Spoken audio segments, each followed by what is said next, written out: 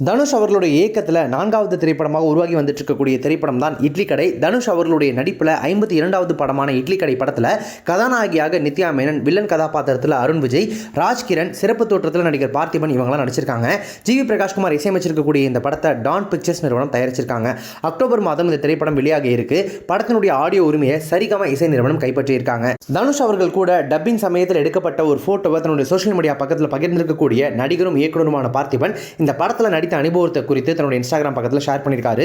அதில் அவர் என்ன சொல்லியிருக்காரு அப்படின்னா, இன்னொரு தேசிய விருது வாங்கி இருக்க வேண்டிய ஆடுகளத்தில் நான் நடிக்க முடியாமல் போனதும், இணைந்து நடித்த சூதாடி இடையில் நின்று போனதும், இவை யாவையும் ஈடுகட்டும் விதமாக இட்லி கடையில் ஒரு சிறு மினி இட்லியாக கௌரவ வேடத்தில் நடிக்க அவரை அழைத்த போது மறுக்காமல் ஒப்புக்கொண்டேன். நேற்று டப்பிங் நிறைவு பெற்றது. இரும்பினும் சக்தி கொண்ட இதயத்தோடு, எறும்பினும் சுறுசுறு உழைப்போடு, சகலகலா வல்லவனாக, அகில இந்திய நட்சத்திரமாக தனுஷ் மிளிரினால், அதாவது ஜொலித்தாள் அப்படின்றதுக்கு தமிழில் மிளிரினால் அப்படின்னு ஒரு வார்த்தை சொல்லுவாங்க. அதை மென்ஷன் பண்ணிட்டு பிராக்கெட்டில் என்ன சொல்லியிருக்காரு அப்படின்னா, மிருநாள் என தவறாக வாசித்தால் அதற்கு நான் பொறுப்பல்ல, ஏனெனில் அதுதான் பிசுபிசுத்த கிசுகிசுவாய் போய்விட்டது அப்படின்னு சொல்லிட்டு அது ஆச்சரியமில்லை என்பதை கண்கூடாக கண்டேன். இட்லி கடையில் அக்டோபரில் வெந்துவிடும், சாரி வந்துவிடும் அப்படின்னு பதிவிட்டிருக்காரு. பார்த்திபன் அவர்களுடைய ட்வீட் எப்போதுமே இந்த மாதிரி கொஞ்சம் புரியாத மாதிரி தான் இருக்கும். ரொம்ப யூனிக்கான தமிழ் வார்த்தைகளை பயன்படுத்தி அதை சூசகமாக ஒரு மாதிரி ட்வீட்டாக போடுவார்.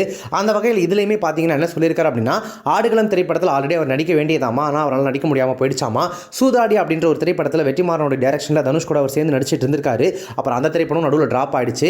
அதன் பிறகு 2 பேர் சேர்ந்து நடிக்கிறதுக்கு வாய்ப்பே இல்லாமல் போயிட்டு இருந்துச்சு. இப்போ இட்லி கடை திரைப்படத்தில் தான் ஒரு சின்ன கௌரவ வேடத்தில் நடிக்கிறதுக்கு பார்த்திபன் தனுஷ் அழைச்சிருக்காரு. அவரும் போயிட்டு நடிச்சு கொடுத்து டப்பிங்கையும் முடிச்சு கொடுத்துருக்காரு. இதெல்லாம் தாண்டி இந்த ட்வீட்டில் அந்த பிராக்கெட்டில் மிருநாள் என தவறாக வாசித்தால் அதற்கு நான் பொறுப்பல்ல, ஏனெனில் அதுதான் பிசுபிசுத்த கிசுகிசுவாய் போய்விட்டது அப்படின்னு மென்ஷன் பண்ணியிருக்காரு இல்லையா. நடிகர் மிருநாள் தாகூரும் நடிகர் தனுஷும் ரீசெண்டாக டேட் பண்ணிட்டு இருக்காங்க. 2 பேருமே ரிலேஷன்ஷிப்பில் இருக்காங்க அப்படின்ற மாதிரி நிறைய கிசுகிசு போயிட்டு இருக்கு.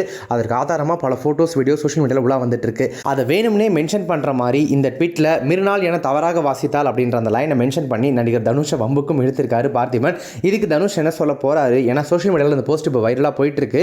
நடிகர் தனுஷ்க்கும் மிருநாளுக்கும் இருக்கக்கூடிய அந்த டேட்டிங் கிசுகிசுவை ஒரு பிரபலமான பார்த்திபனே ட்வீட்டில் மென்ஷன் பண்ணுறாரு அப்படின்னா, அப்போ அது உண்மையாக தான் இருக்குமோ அப்படின்ற வகையில் அந்த ட்வீட்டுக்கு கீழே கமெண்ட்ஸில் ரசிகர்கள் நிறைய விஷயங்களை கமெண்ட் பண்ணிட்டு இருக்காங்க. நடிகர் தனுஷ் சைட்லேருந்து என்ன ரியாக்ட் பண்ண போறாரு அப்படின்றத நம்ம பொறுத்து இருந்தால் பார்க்கணும். மேபி அவர் கண்டுக்காம கூட விடலாம்.